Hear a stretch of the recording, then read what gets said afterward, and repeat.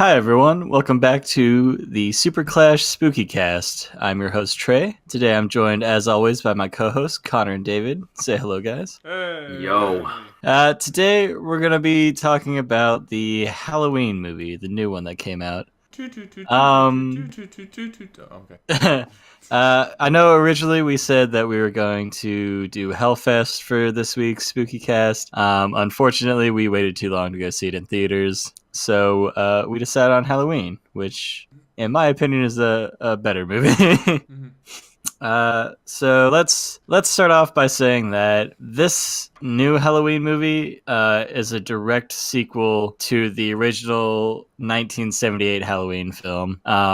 It completely skips all of the previous timelines established, and it goes basically from the end of the 1978 film where Loomis shoots Michael Myers a bunch of times and then he disappears, and then it picks up 40 years later with some podcasters in a mental hospital looking to interview Michael Myers. Yep. And before we get into this, I just want to say, like we say every time, spoilers ahoy. Right. Oh, also, before we forget, I just want to give a shout out to our new artist, Kelbi Sharp. She did the cover art for the SpookyCast podcast. So this is the banner that we're gonna have from now on. So we'll link her stuff into the description below. You can go check out some of her other stuff. She's a really great artist, and she did a great job with this. Absolutely. All right, so let's continue from there, and let's go around the table and just discuss our opinions on it. David, do you want to start? Sure, I would love to start. So it's been a while since I saw the first one. So long that I'm not even sure I remember a lot of it. So I'm gonna rewatch it at some point in the near future, so I can get recaught up with everything that happened. But I like how it started, since apparently it picked up right from where it left off. And Well, it didn't start right from. It was 40 years later. or roughly though. I mean, roughly. I like how, like, of course, Michael has an identity before the movie even starts, and throughout, they don't actually show his full face clearly, yet you still know who he is, and you can still feel the vibe coming off of him, just because of the way the music lines everything up and the way the camera shots are laid out. It goes into a typical, Halloween night. Everyone's running around, so he's not at a place except for the people that are looking for him, the cops and Lori and all them. So I would say probably the one thing that kind of confused me as to why they didn't show a lot of it is they didn't show a lot of the murders taking place. They showed the result of it, which I don't know. You mean like when he escapes from the prison bus? Like when he kills off camera, I think is what he's referring to. Yeah, when he like his when he first kill in the kitchen. Yeah, when he yeah. kills off camera, but they show the result Okay. of what actually happened, except for Right. like, one of the ones where the kid was like stuck on the gate. It was a dark shot, so it was hard to tell what was going on. But Right. some of the daylight shots were a lot easier to see, or a lot easier to see like how he killed him. But I'm surprised that they did so many of them off shot. So I don't know if they were just trying to hide like maybe how he was acting during the killings, or what was going on with that. But yeah, the only thing I didn't like was how they didn't show It didn't seem like they killed a whole lot of people, at least the like regulars in the movie. So I probably a dozen or so. I kind of You, expected. you mean like you mean main characters? Yeah, I kind of expected a bigger regular cast, because the regular cast wasn't all that big. But yeah, there was a lot of third-party people that were killed off that we didn't know anything about, Right. didn't have any backstory. But I mean, I would say apart from Michael Myers, Laurie Strode, and then Laurie Strode's immediate family, and I guess Officer Hawkins, like that was really the only main characters. Even Laurie Strode's family was more of like a third party. Like all of them were third party characters. Yeah. So I kind of like that though, because that gives it a setup for them to be able to kill off all these people. So we get a nice body count. yeah. And we don't feel necessarily connected to any of them. So we can kind of be like, oh yeah, that was pretty dope, like how that guy got killed. Right. Instead of being like, oh fuck, like that person got killed. I do like how there was a variety in the killings, though. Like the methods that were used and the tools that were used. I did like the variety. The ambiance throughout the whole thing was definitely eerie, and that twist, I honestly did not see that twist coming at all. Kind of floored me. I will say from like a jump scare perspective, for me there weren't any. For Mr. Trey sitting next to me, I felt him jump every time. It was more just a buildup of Right. the suspense, and then Yeah, it wasn't. the loud noises. it It wasn't- wasn't necessarily that the movie itself was terrifying, because Right. it was not. Like I didn't feel a moment of like extreme like suspense, but I do think that they did some good setups there for some quick moments of like getting a jab in. Mhm. Yeah. So Yeah. But yeah, that's my quick 30-second rundown of my thoughts. that was longer than 30 seconds, but all right. Good lord, nitpick. Am Moving on, Connor.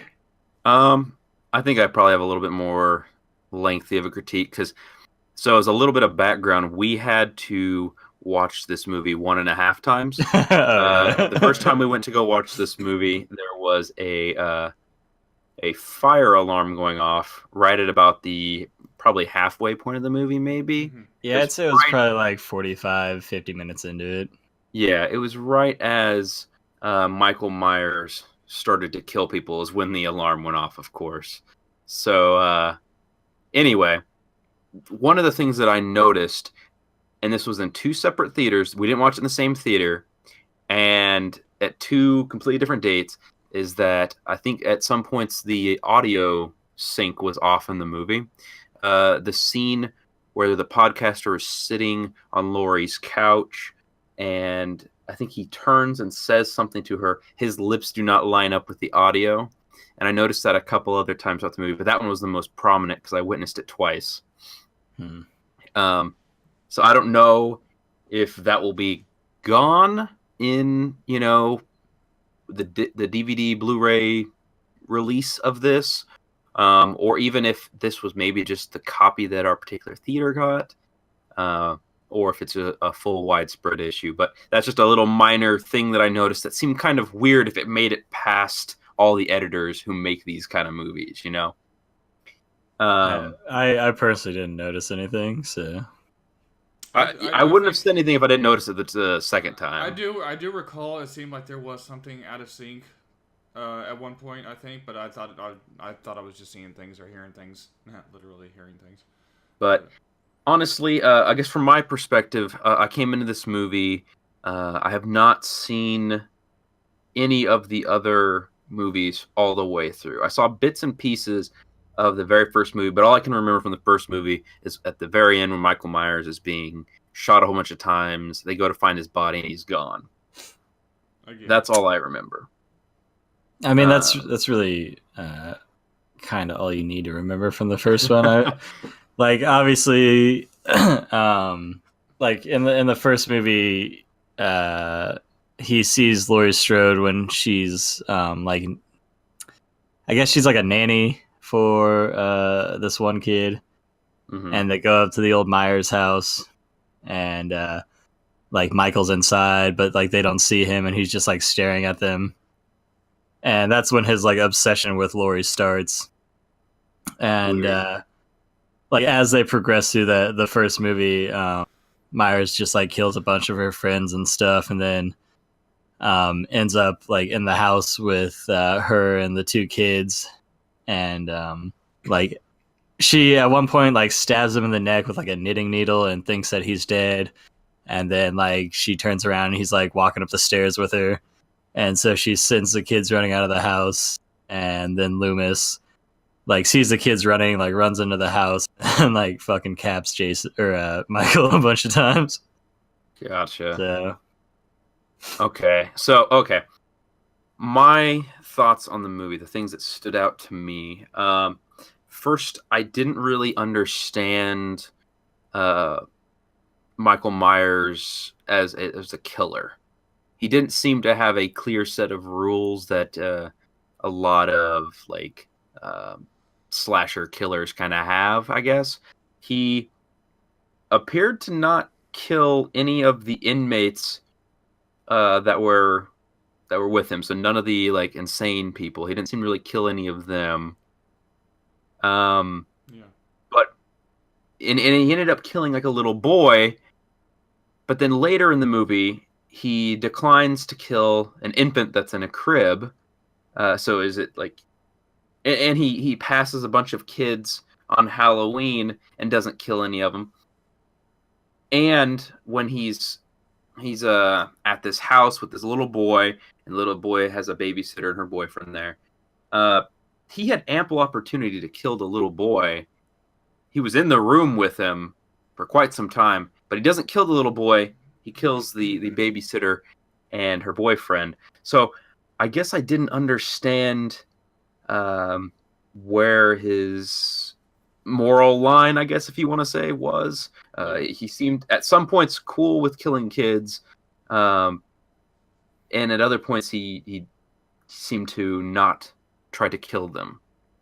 Yeah, I agree with that as well. I noticed that. Like, I was a little bit confused. Mhm. So because I always thought, I was like, he's just going to kill anybody and everybody. And then when I saw him, especially after I saw him kill that little boy, I was like, yeah, he's down to kill whoever, right? Mhm. And another thing I don't think we got a clear answer on was the bus crash with all the inmates on it that led to Michael Myers escaping. Are we led to believe that the psych doctor did something to cause the bus to crash, or are we led to believe that Michael really did like somehow break free, kill one of the guards, and crash the bus? I want to break free. So what do you guys think? I mean, I think that's kind of up to interpretation, honestly, because you don't. I'll say this: given the story arc of the psychiatric doctor, how he goes from being like he seems like he's cool, and then like as it progresses, he seems to be very obsessive about Michael Myers, to the point that when Officer Hawkins runs him over with the car, he fucking kills Hawkins.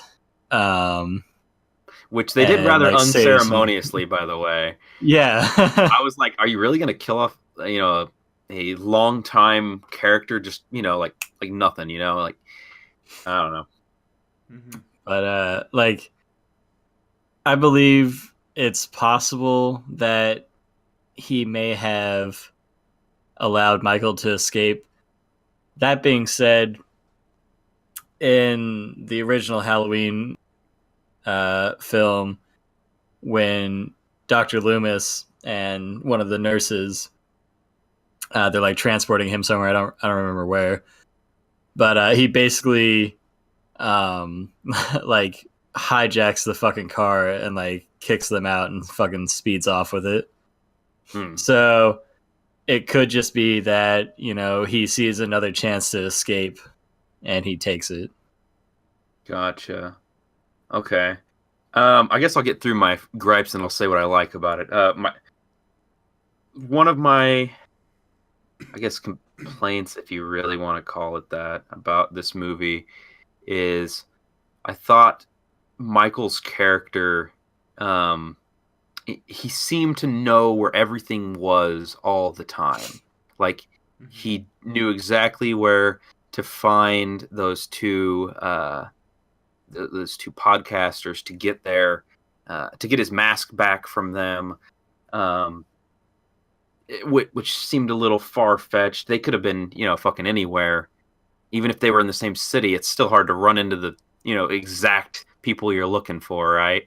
So I was like, okay, Well, let's say he found them. I know they went to his grave, or his sister's grave, and that's where he initially saw them, I think.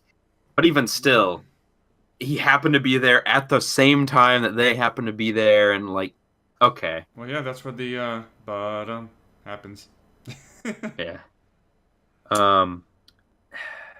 I guess that's not a huge deal. okay, that's not a really big issue. Well, I will say, like the like Michael Myers is very intelligent, and like they even bring that up in the film. Is he Uh, supernatural? I don't know if he is or not. I can't. I don't I know. don't think so. He was cited as being pure evil. Hmm. Which You evil know, finds a way. right? So one thing that also kind of like confused me. This is probably my last complaint, unless I think of another one here while I'm going through. But is so the Laurie's granddaughter in this one, who serves as kind of a main character in this film. She has this boyfriend who they kind of establish early on, um, and he ends up going to a party with her, a high school party, and he gets drunk and ends up kissing this other girl at the party, and she sees it, Gets all mad. and she gets mad. He takes her phone and he throws it in a bowl of like pudding or something, Looks like it, yeah. and then he's never seen again. And I feel like that was a huge missed opportunity. Instead of her killing, or Michael Myers killing her platonic guy friend who ends up like trying to like hit on her and stuff like that, instead of killing him, it would have been much more interesting if he had like come back later on and Michael ends up killing him in front of her, and so now she has to deal with the fact that, you know, I was mad at him, but I didn't want to see him die. You know, I still had some kind of feelings, and you know that would have been interesting to see. But he's just gone, and they took all that time building him up in earlier scenes. You know, he was at the dinner with the family. You know, he got some time at the school where he was there. He got some time at the party, and then that was it. You know. I think it was more the objective to build up the character of the granddaughter than of the people surrounding her. It seemed to me his only purpose in the film, if you boil it down, was to throw her phone in the pudding bowl. So that they couldn't get a hold of her. Right. Bingo. He served as more of a very cheap plot device in a way to me. And it that's, as I said, it's a minor gripe. My complaints about this film are very minor, but you got to have some critique, right? Right. As far as the positives, there's quite a few. I actually really did enjoy this film, and I'm not, as far as the horror genre goes, I'm not huge into the slasher movies to begin with, but I found this one pretty enjoyable. I thought the music did a great job of paying homage to the originals, as well as kind of having its own feel in this one. I liked a lot of the practical effects of the kills. I know that there's some CG in there, but the practical ones were pretty cool too. Especially like the scene where Michael smashes the head of the where he like curb stomps the yeah, that looked practical to me. I think that seemed like it was. That looked fucked up. The cinematography in some of the scenes was phenomenal. I even looked at Trey and I mentioned it to him. I said, "Was this all in one shot?" And yeah, that one scene. You see Michael basically go into somebody's shed, pick up a hammer, walk into a house, club her to death, walk past her, get the knife that's on the counter, walk past, look at a baby, go outside, and it goes on and on and on, and it's all one shot. Mm-hmm. And I'm like, that is impressive. There is very few movies in our time that have done that, and there's one in particular that I watched on Netflix that 90% of the movie was one shot, and I fucking loved it. And that is why I think they did that first kill off camera, because they would have had to do the practical effects for the kill multiple times if they messed up that scene, you know? Mm-hmm. So I think that's why they killed her off scene, so they could have already had the scene set up so that when the camera came around the corner, you know what I'm saying? Yeah. Yeah, but at the same time, then when he kills the chick later in her house, like that's still part of that same one shot take. Yeah, but I think that one was near like the tail end, and I think that was done with CG. I'm pretty certain that one was done with CG. So I think they did that in and post. So I don't think there was anything to prep and or clean up between, That's just my theory on that. In addition to all that, I thought a lot of the actors did like a really great job. There were some scenes where I laughed because the dad said some off-the-wall stuff that was like, the dad, dude, he's like, I got peanut butter on my penis or whatever. That I don't know why that got me. I was like, are you kidding me? I'm laughing at a penis joke. All right. He was just like that like goofy fucking dad, man. Talking about doing peyote with the boyfriend. Yeah, with the boyfriend's dad in college or high school. And then next he's all, I gotta wash this peanut butter off my hand. Like, peanut butter again. I'm surprised he didn't say I gotta go wash this off my penis. I will say I was mildly disappointed when he died. Also, but I understood it. I was like, building on that, they leave the house, and the daughter is not even at the least. The daughter and the wife are not in the least bit concerned that he's dead. They don't say anything. Right, they don't react to it. They just, well, this is how things are now. They don't try to recover his body from the burning house. No. They just let that shit be. The final house scene, the fight, so to speak, between Laurie and Michael Myers it was so well done. She has these trap rooms set up, a basement loaded with weapons, and in the end, they end up trapping him in the basement with the sole purpose of burning down the house. And it almost seemed like the daughter was in on this plan. Like she knew all of this was going to happen. Well, because she did. Because she was also trained. Yeah. So that leads me to believe that the plan to burn down the house was long, way back when I believe the purpose was that all along that basement room was to be a trap, and the idea was to capture Michael down there and burn the house down with him inside. The one last thing I want to note that I really enjoyed was there's a scene where I think Michael throws Laurie out the window, and she's laying there motionless on the ground. Mm-hmm. And he looks away because he hears the granddaughter come into the house.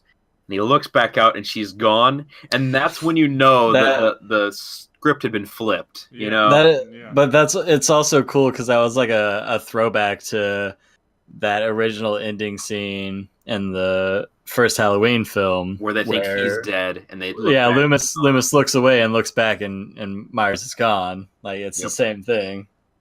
Yep. So I thought that was pretty cool. I liked that because that was actually one of the few scenes, as I said, that I saw from the original.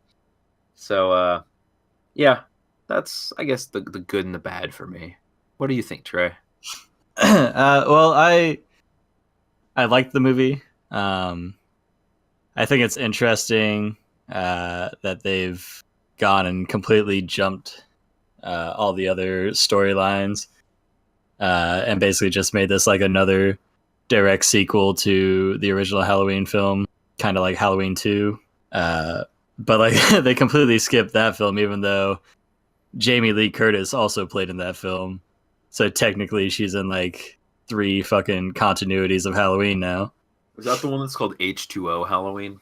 No. This was just Halloween 2. What was H2O? That was a continuation of another timeline. Gotcha. It was technically like the next one after the 1981 Halloween 2. Somebody I knew had that one on DVD, and I was like, what even is this movie? Right. But like I will say the kills were fantastic. Like when he killed the podcasters in that shitty like truck stop bathroom. That was pretty cool. Like he just like busted that dude's like head in. Did he die? He died. Be like alive when the scene ended, but I mean he did get pretty muffed up. I think it showed him trying and like attempting to like put forth some effort and try to save her, but he eventually just ends up succumbing to his wounds, and she gets like strangled to death. But like so that was cool, and then like the whole sort of transition with like Hawkins and Laurie Strode like chasing down Michael Myers after the two like babysitter kids get murdered or whatever. That was cool to see them like meet back up. And then to have the doctor dude completely like flip, kill Hawkins, fucking save Michael to go like study him more, and then inevitably just get fucking murdered by Michael. Yeah, how strong is Michael if he's able to freaking just cave in like one of those back of the police car cages? Like he just destroyed it with little effort. Yeah, man. He's a big dude. And then he just, I mean, you know, he curved the doctor's head in, and that was nice. It was like smashing a fucking pumpkin just everywhere. Yeah, it was. Holy cow. I will say the other cops in this movie, they're just kind of fucking retarded. They were pretty incompetent, which is great. Like there's one point they're talking about like sandwiches in the fucking car, and the dude's like, he's like, I made like a brownie and some other thing, and the other officer's like, that's like what a 5-year-old would make if he could make himself lunch. Yeah. I thought that was a pretty dumb but funny joke. They were knocking on my choice of lunch there. I didn't appreciate it. But and then to the other cool scene that I liked was when they're all in the house. And it's the daughter and the granddaughter in the basement, and the daughter's kind of like freaking out, and she's like, you know, nervous, and she's calling up, and she's like, I can't do it, like I can't do it, Mom, like help me.